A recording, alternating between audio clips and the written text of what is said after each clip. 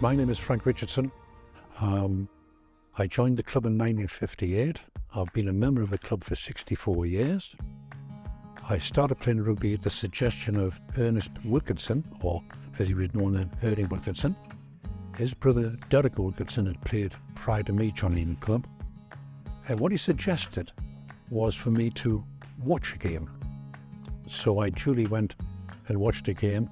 And what I recall from that game was two things. One, it was considerably more aggressive than table tennis, which is what I'd played before, the only sport I'd played. And secondly, I stood next to a retired rugby player who is still around today, so I can't mention names. And during the match, there was what I would remember now probably be a maul or a ruck.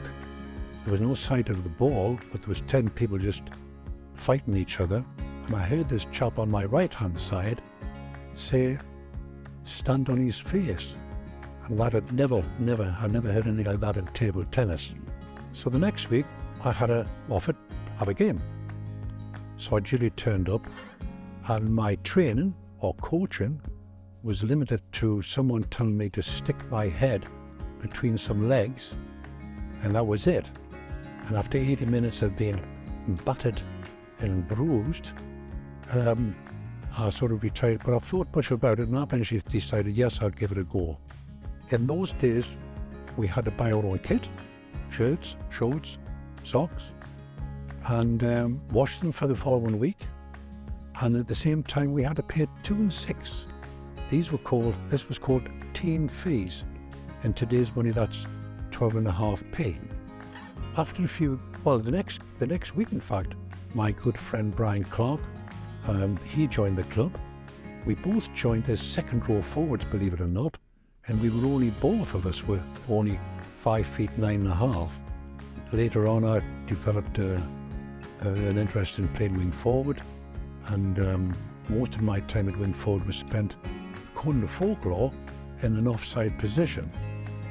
In fact, I think I have the unofficial club record of giving away the most penalties. One thing I learned quickly was that rugby wasn't just about playing the game.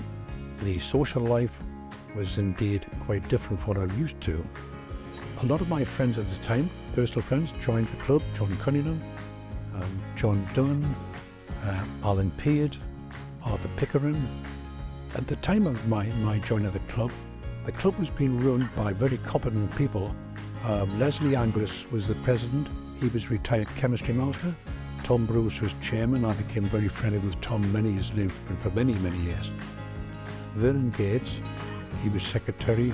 Jack Foster was treasurer, and John Davison was the fixture secretary. These are the people who, I think none of them were still playing rugby.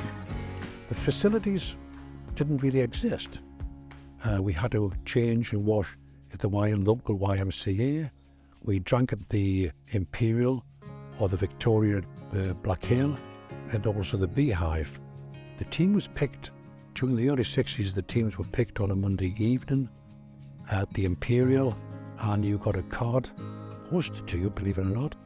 And if they weren't posted to you, then they were delivered by John Davison on a scooter. Others in the club at the time, in business 58 to 1960, were Roy Timon, Gus Bullerwell, Paul Hutchison, Terry Burns, Jack Tucker, and Jim Tucker. The first hut we acquired was, I think, was a First World War hut, and I remember that it didn't have many facilities, but we could change there. Brian Clark and Laurie MacDonald, they were the people who were instrumental in converting the areas to sort of changing rooms.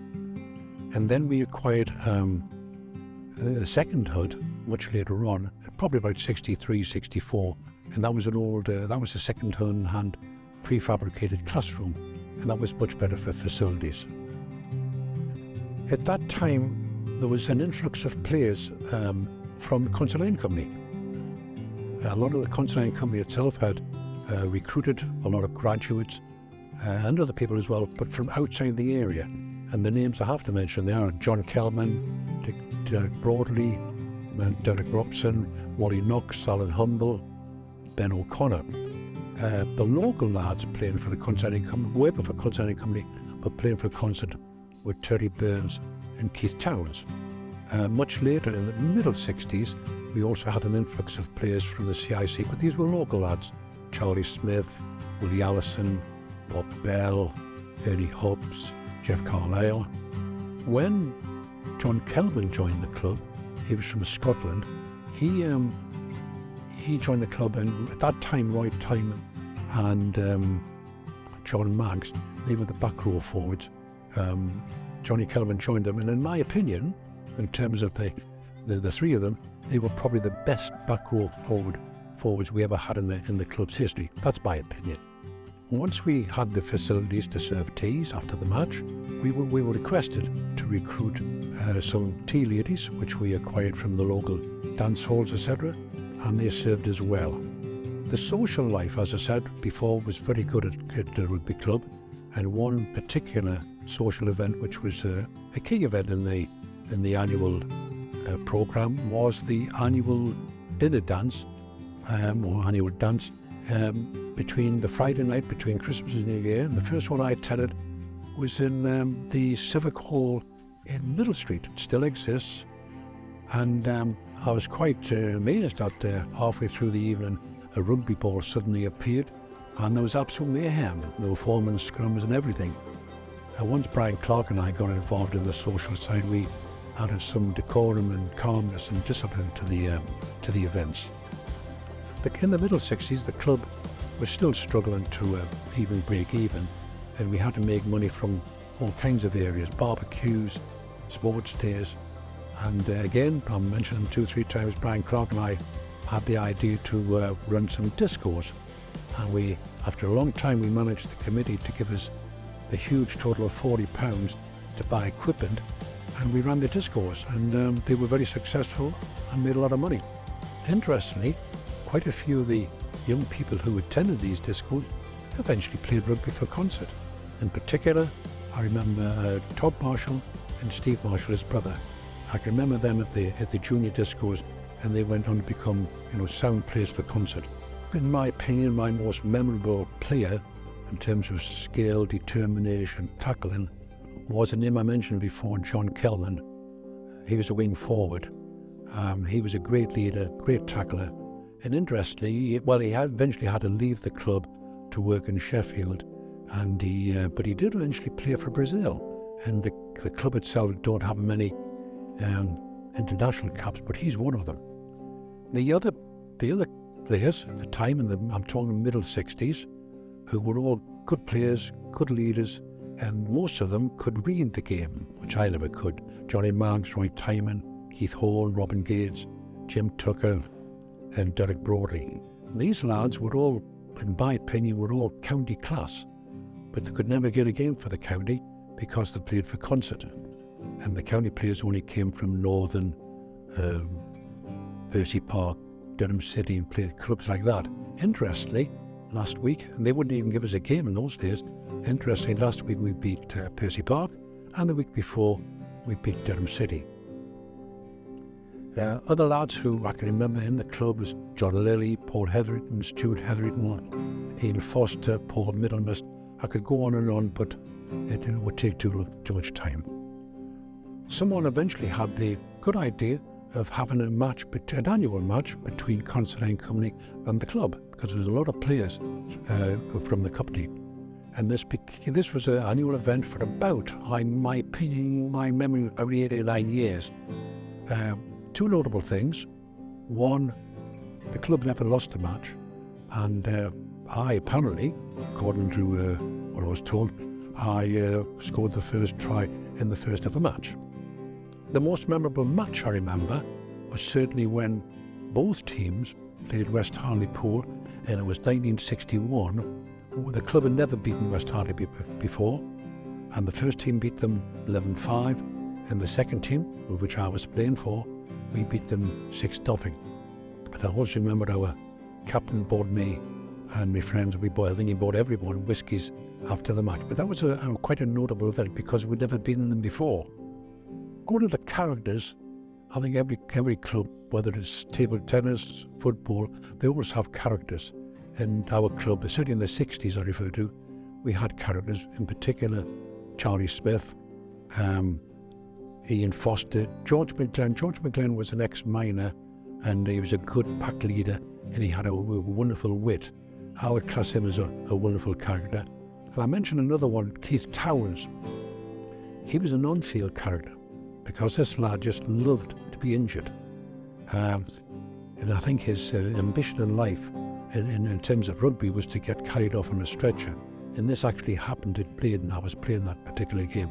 But that guy just loved to get injured and attention. The pitches were unusual in those days. Consett pitch, which I played on, first team pitch, it had a public footpath going right across the middle of the pitch. And you'd be amazed how many times I witnessed women with push chairs, men with dogs, just walking across the pitch in the middle of a game. Another interesting pitch was at Houghton, which we play sort of twice a year, and their field had quite a slope, but the local farmer used to use the pitch to graze his cows during the week, and then take the cows off the field for a Saturday. So not only had you be adept at sidestepping the opposition, he also had to be adept to sidestep the cowplats.